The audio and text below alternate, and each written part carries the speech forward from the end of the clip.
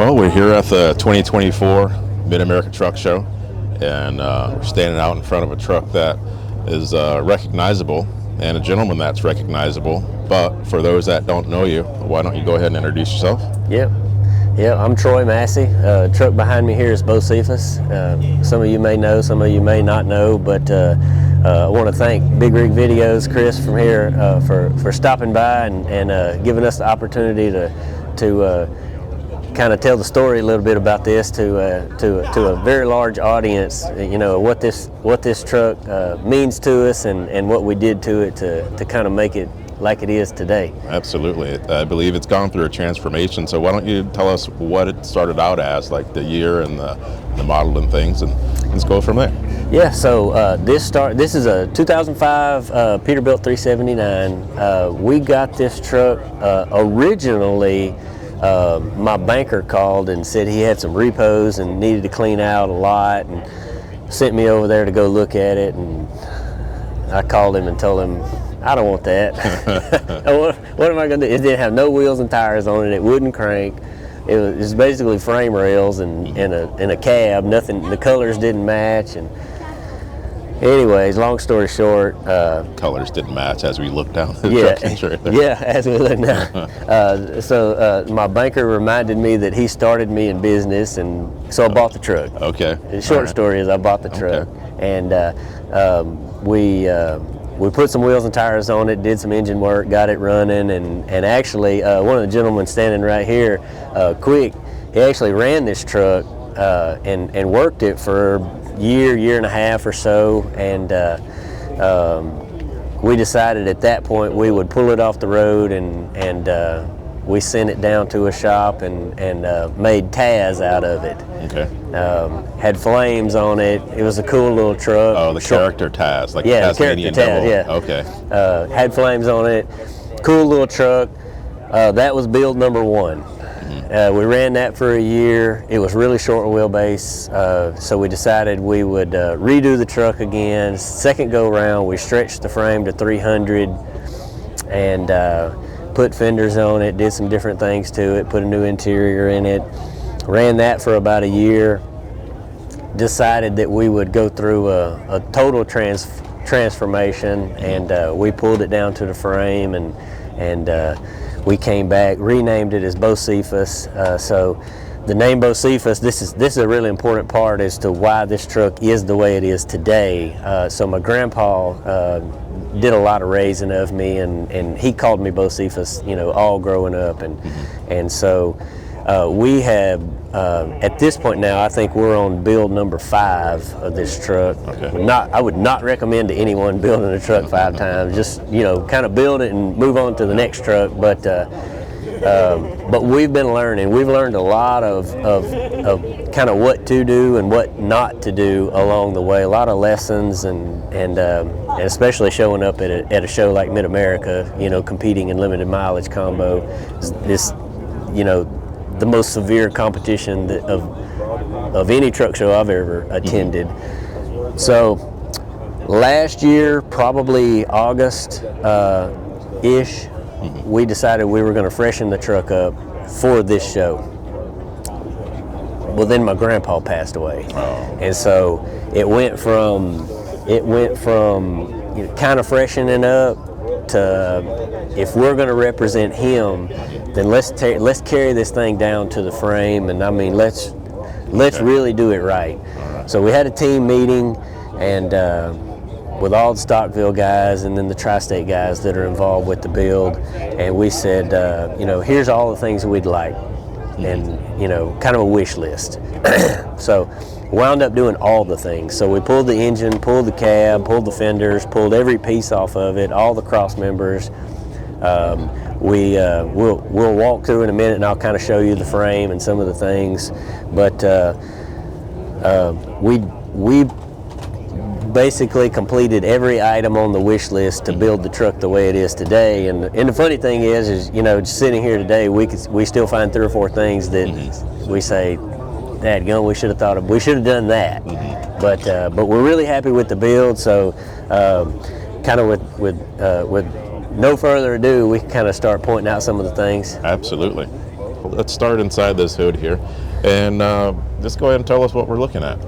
So one of the things, being from my family, where a lot of the family's military, one of the things, and this is a personal thing, is everybody's got their ideas, right or wrong or whatever. And I like the American flag as it is, just the American flag.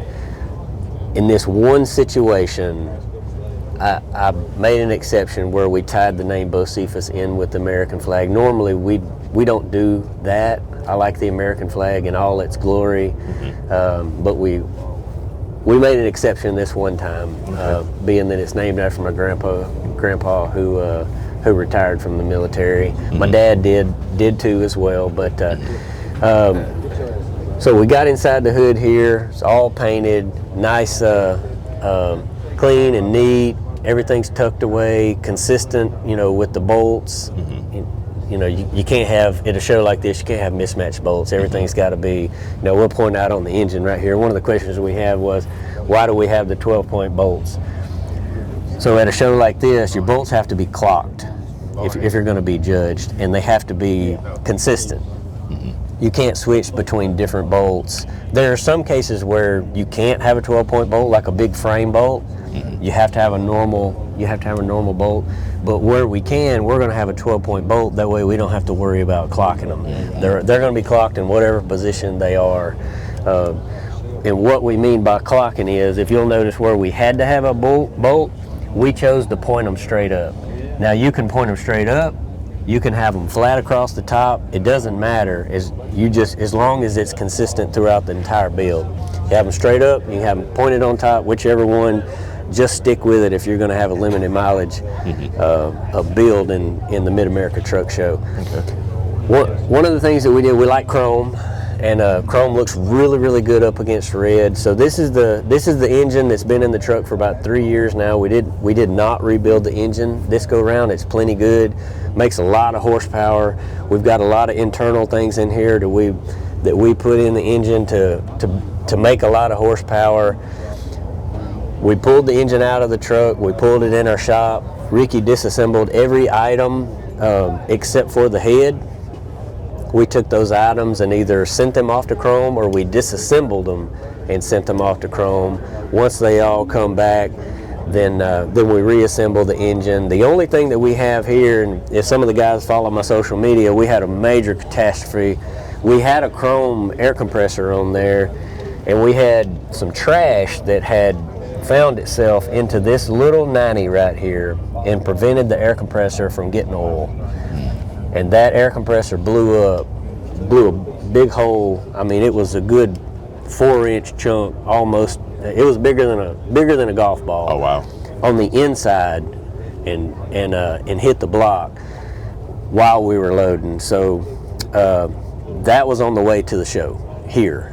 That was Friday night. That was about 11 o'clock at night. So in a scramble, we asked the painter to paint us a red air compressor. We baked it overnight.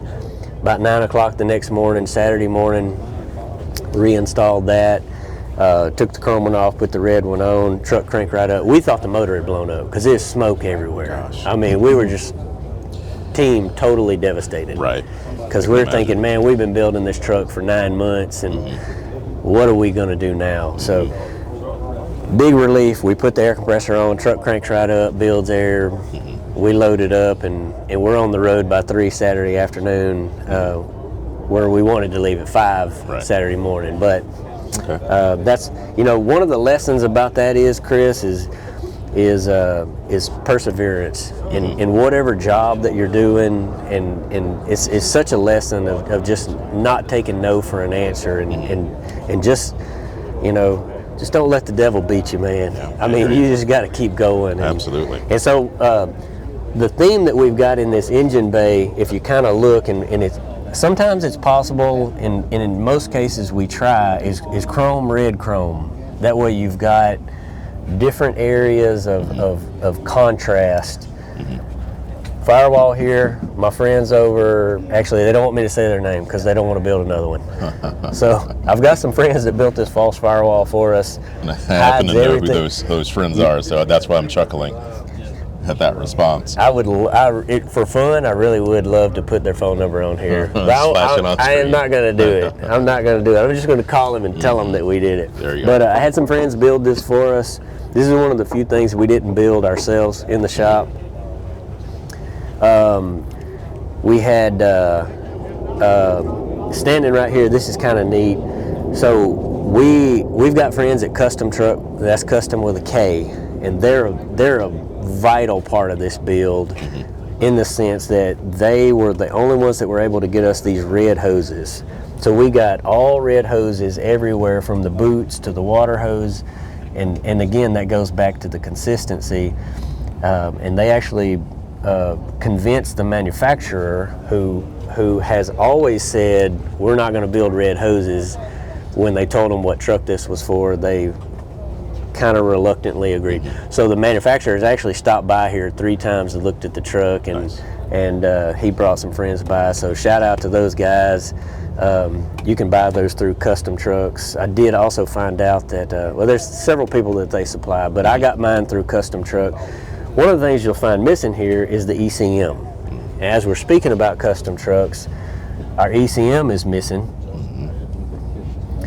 So I reached out to Bo, one of the guys at Custom Truck, and told him my idea of hiding, which, you know, we had seen a truck here last year with a missing ECM, and you know, a lot of the guys out there, you'll say, well, that's stealing ideas, and well, you know what?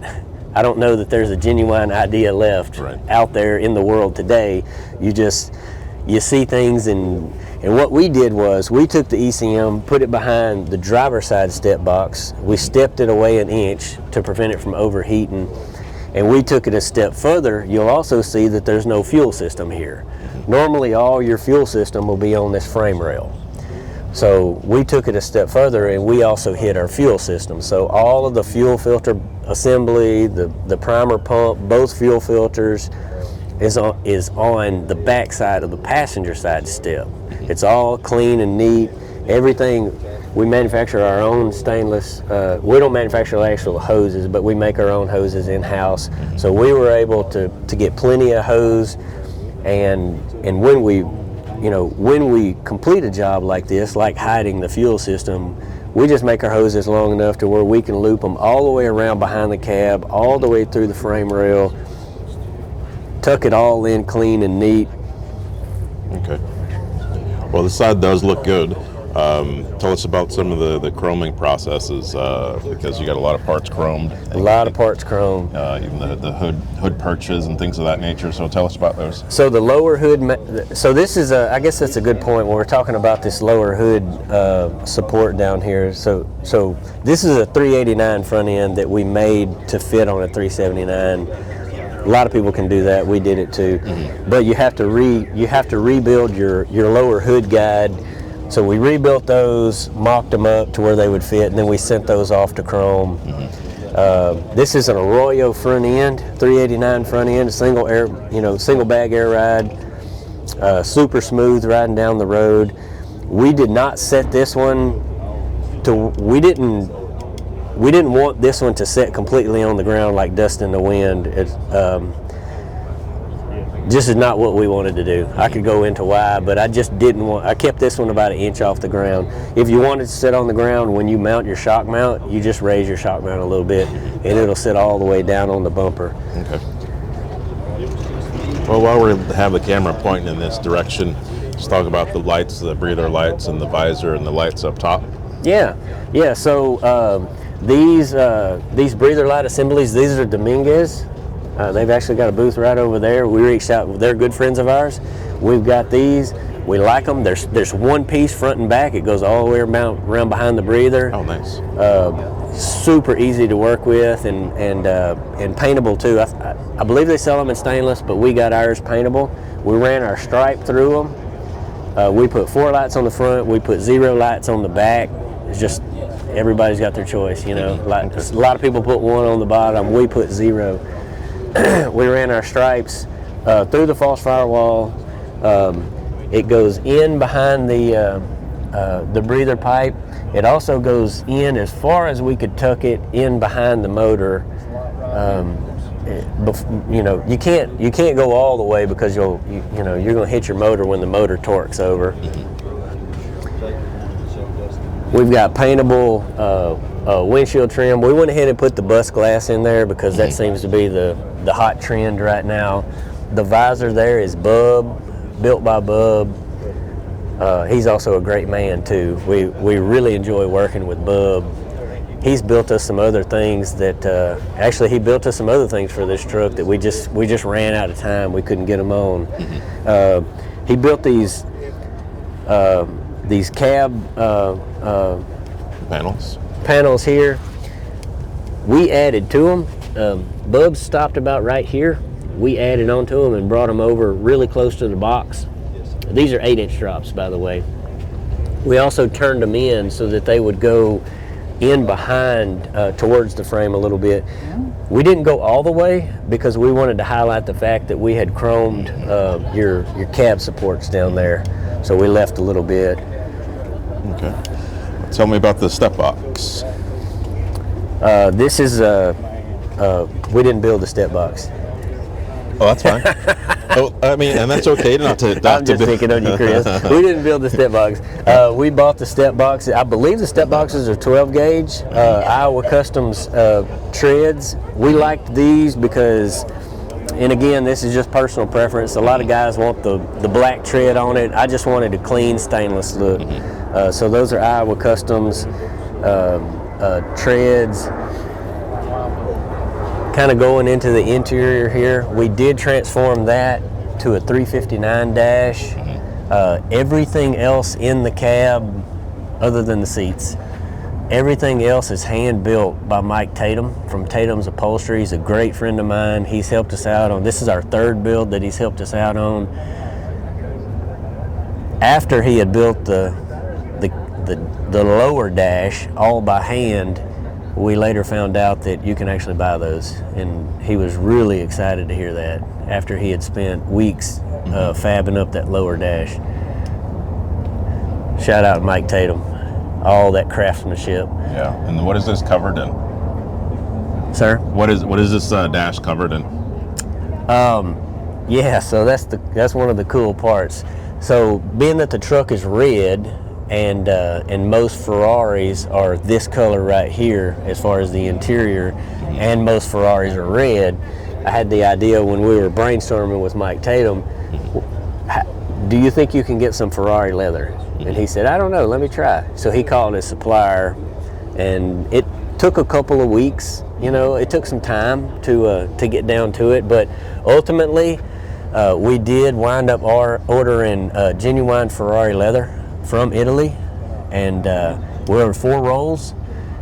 So this is the same exact leather you'll find in, you know, $1 million Ferraris or however much those cars cost. I don't actually own a Ferrari, but the leather sat in customs for a month waiting to come to America. Wow, very interesting. That's a Carl Rockwood floor that took a while to get to. Carl is very meticulous about his products. That's Carl over at Rockwood Products up there in Manitowoc. Yep, 1,100 fiber optics in the ceiling. I've got them set on blue right now. It'll do all kinds of different, you know, blinking patterns or fade patterns, different colors. You guys probably should. I'm sorry, you guys even went ahead and wrapped the CB in the same leather. Mike Tatum, he actually did wrap the. I don't think he was super excited after he started that project. I think he second guessed himself, but it turned out really good. Yeah. Nice little stereo system in it. 2 10s and then a bunch of. It's actually a pretty good sounding stereo system. It's nothing like Lot Rot, you know, which will boom you out of this building. But for riding down the road, it's a really nice stereo system. Plenty for a day cab. And plenty of highs. So if you turned it up out here, the whole parking lot's going to hear it. They're not going to feel it in the ground like Lot Rod, but you're going to hear it way out there. So it's an incredible sounding stereo system. Nice. We'll go to the other side when we get around that side. We'll look through the passenger door. Whose stacks and what size? 8-inch Dynaflex, full all the way to the Y pipe. I believe we made these 13/6 tall, I believe. Again, so one of the big things we did was on this build was we put the flat top roof. If you'll remember before, we had the big tall ultra cab roof. That was the #1 kind of social media complaint about the truck. Why in the world do you have that big old tall roof? And we never really had an answer. I don't know why we had it. We just, that's what it had, so that was the first thing that we changed. I did want to keep the Fat Boy kit on it because it allowed us some area to put speakers and things behind the seat. Again, we've got the Built by Bub back window visor. We had trouble sourcing for this Fat Boy kit. We had a lot of trouble sourcing a window trim kit for it, so we just painted it. That's the only option we could come up with, and actually I'm glad we did it. It turned out really, really good. More of our fab work, in our shop at Stockville, my guys, they fab this shock box cover up here, kind of glows red in the tri-state at night. Nice. It's really hard to see just kind of looking down in there, but there's a front tank filler. It's really, really thick in between the frame and the tank. Got lights facing both ways, watermelons. It widens out. You'll see here where it widens out so that, when you get judged here, it's really difficult for the guys to be able to stick their hands down in there. This is just a blank panel. Again, if you're going to come to the show and you're going to compete in limited mileage combo, they're looking for dirt. They are looking everywhere. They're going to shove their hands in every corner. They're looking. They got white. They got a little white towel. They're looking for cleanliness. So what we do is we try to keep them from being able to reach their hands down in there.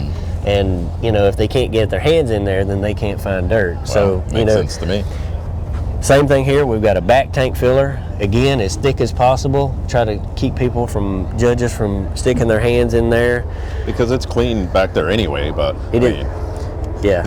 Well, it is now because we trailered it up here. But for the rest of the season, we'll drive it, so it will get dirty. Again, you'll see it's all boltless. Everything from the front of the truck all the way to the back, you won't find a bolt. Every frame bolt, every piece is all countersunk and welded and cleaned up, body worked all the way from front to back. The guys at Stockville built this aluminum deck plate, had a steel one on it, was super, super heavy. We started going with aluminum just because of the weight primarily. They built a underbelly pan with lights in it and kind of wraps around the drive shaft. Clean and neat. And tell me about the panels or the panels between the tanks. Yes, the Stockville guys, they built these, all hand built out of aluminum, all fabbed up in our shop. We do everything but paint. We just maybe that's next. I don't know. We had some trouble. We had some trouble getting the build-off truck completed with paint, and maybe we need to buy. Maybe it's time to buy a paint booth. Oh boy. I don't know. Maybe that's the next step. That's how you solve some of those problems. Yeah, but the suspension. So this is really cool. The suspension hangers from the front and all four corners of the back, those are fabbed up in our shop too, all handmade, really, really thick metal,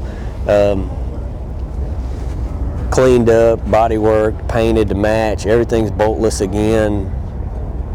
These are actually one of the questions that we've had about these fenders. So these are the original Talladega fenders. So these got 3 seasons on them. And these this is original paint. The trailer we had to repaint because it got beat up pretty bad. But we've had no issues with cracking, and now we don't work the truck. I'm sure if you worked it, you would probably, they would suffer much more abuse. Tell us about the fifth wheel. Fifth wheel, that's a factory fifth wheel. We built this this kind of stationary fifth wheel saddle here, and then we countersunk these bolts and made them boltless as well. Trying to keep the consistency of no bolts from front to all the way to the back. Bumper as well. The back bumper is all blind mount. You see how the deck plate kind of just dives off into the back bumper. This was one of the more difficult things here that we did at the shop, was making that back bumper boltless, blind mount. But they figured out a way.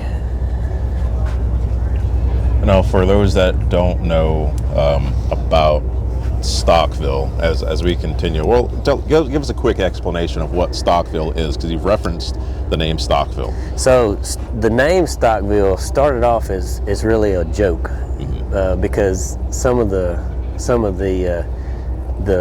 comments that we have received throughout the years is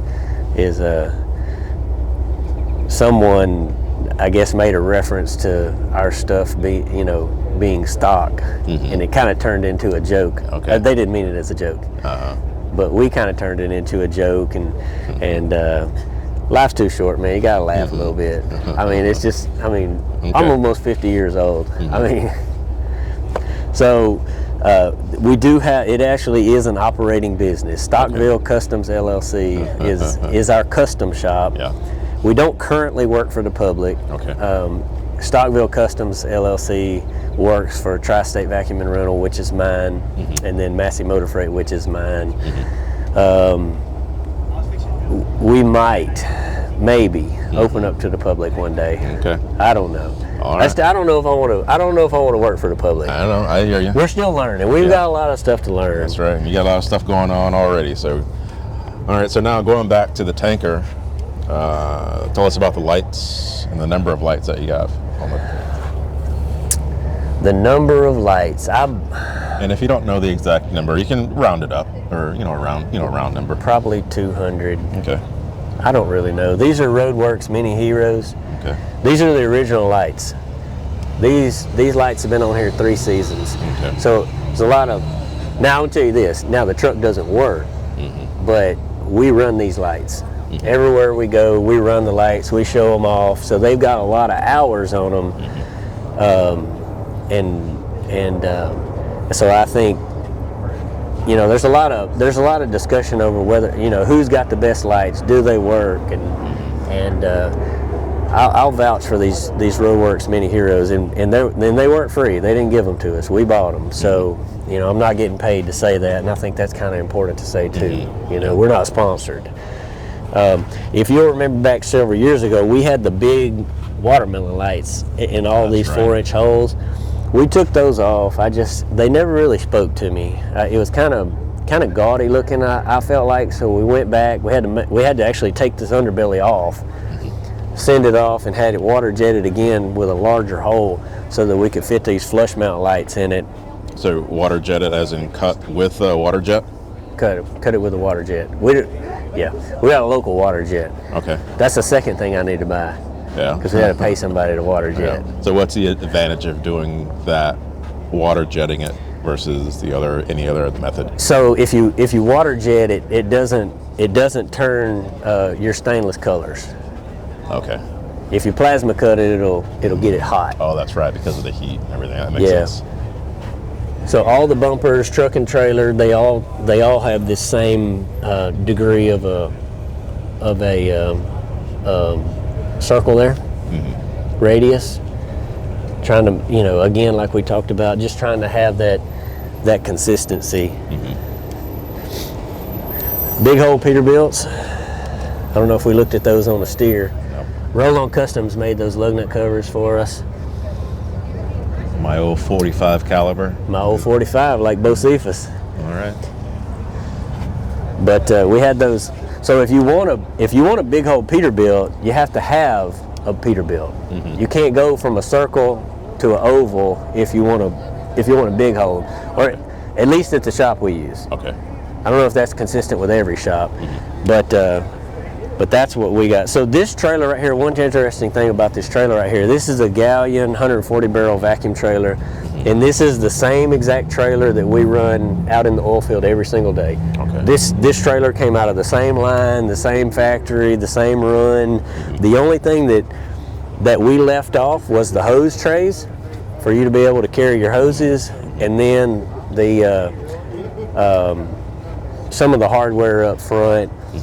Scrubber pot. We didn't put a scrubber pot on it because obviously we're not going to work the trailer. We didn't need it.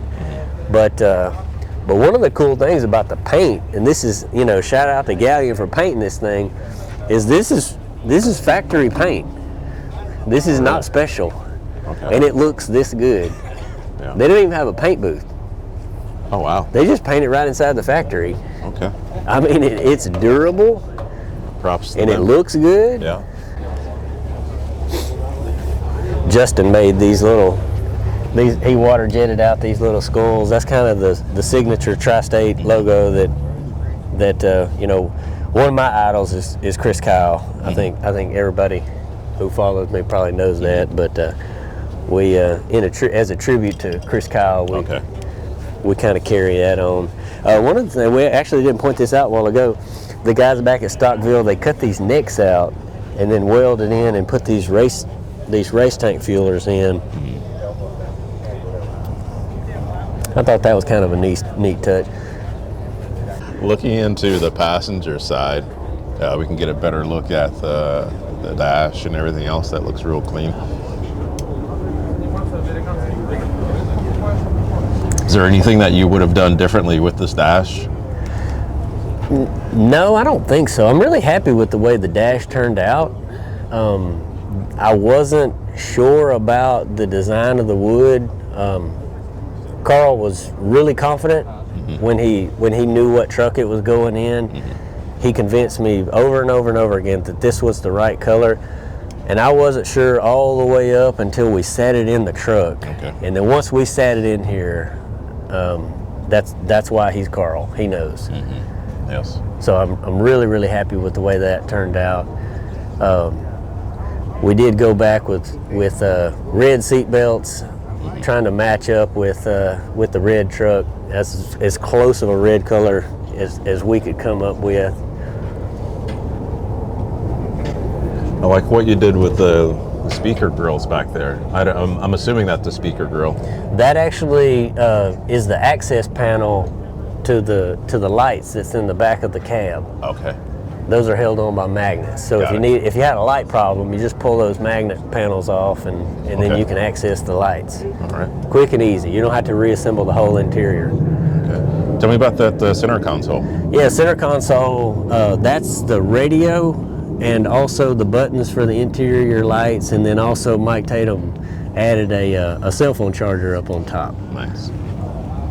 Tell us about the center console.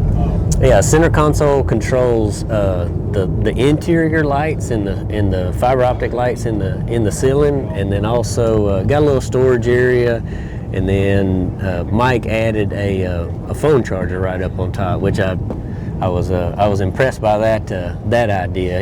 He's just always thinking. Better shot of that CV. Oh, yes. That's crazy. Yeah, it is. So coming back out, tell us about the mirror brackets. The mirror brackets are 3 years old now.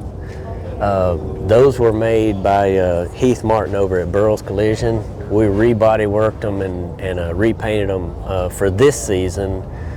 And one of the things that actually I forgot to show the judges yesterday. I couldn't believe it. When I went over the whole truck, because we judged for like 45 minutes, and I forgot. But a friend of mine on Facebook makes these mirror drops. He makes all kind of designs, but he sent me 4 or 5 sets of those different things. So we debuted these here and on Dust in the Wind for this truck show.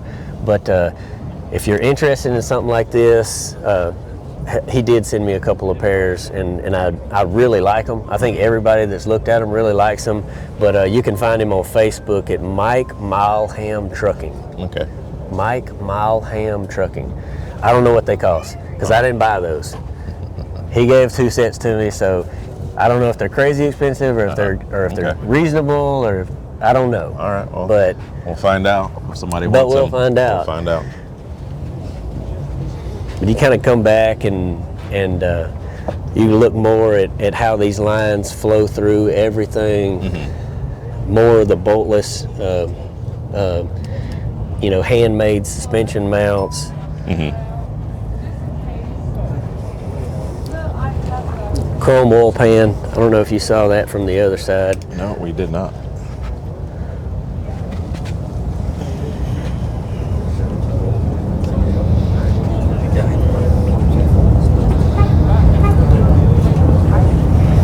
And what is that next to that?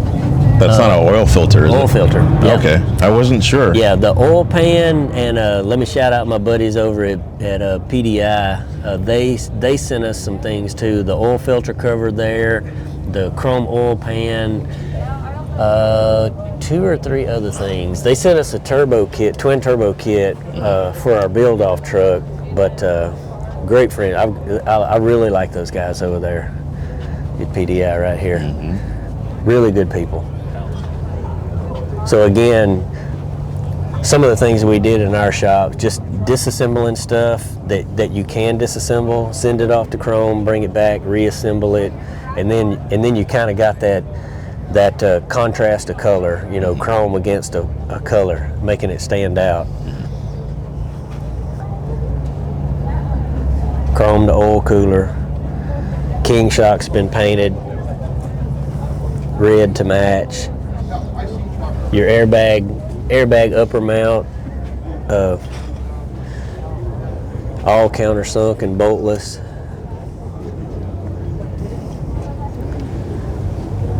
This is a 389 car hauler wide track axle with disc brakes that we put underneath this truck.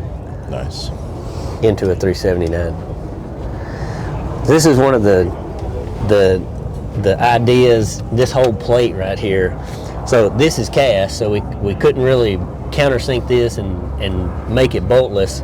So the guys in the shop, they decided to take a metal plate, countersink the bolts, and then sandwich this thing so your nuts are all behind. Okay. So that was the only way that we could go in and make that front support right there a boltless. Okay. I thought that was a pretty neat idea. Yeah.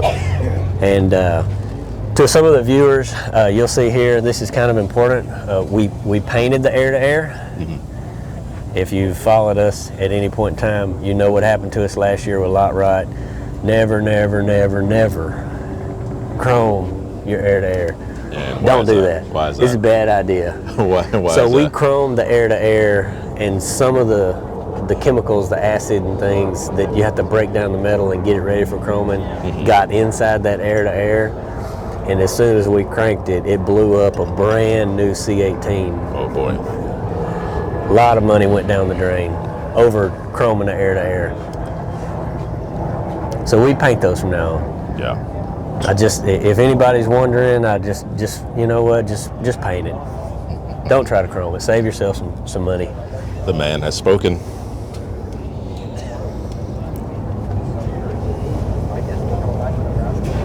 So what is your favorite part on this truck, or your favorite about this truck? Other than the interior, I guess I'd say my top 3 things are the boltless frame, the firewall, the way the firewall itself, and then the way the stripes go through it, and then the interior. That's probably my top 3 favorite things about it. I love the way the color kind of goes through, and the little details like instead of polishing the lower mirror bracket down here, up in behind the breather, we painted those with the lines following. The painter was really excited about that, let me tell you, and that is so sarcastic. It's those little touches when they do come together that makes a big difference. Yeah, because you got to put them on. You have to paint them your dominant color. Then you have to install it. then you have to tape it off, and then you have to take it back. It's so many trips back and forth of making sure that that line is just perfect. So, yes, it's, you know, shout out again. You know, I'm not trying to not shout out the painter, but he knows who he is, and he told me that he's going to come if I tell who did this, because he does not want to work for. He's really, really good, incredible painter, but he doesn't want this kind of business, and he doesn't want to be. He don't want no shout outs. He's like, thanks but no thanks. Yes, I warned him. I actually had a TikTok out of him the other day, and he's on there, and I didn't name his name. Okay. Well, someone would have to go do some detective work. I really wanted to find out. Can we get a shot of the truck with the hood closed? Yeah, we can. We shut the hood. So looking at the front side of the truck with the hood down now, we can really get a good look at it. I'm sure a lot of folks that know this truck, they've seen it before. But is there anything on the front side of the truck that you guys have done that you want to point out?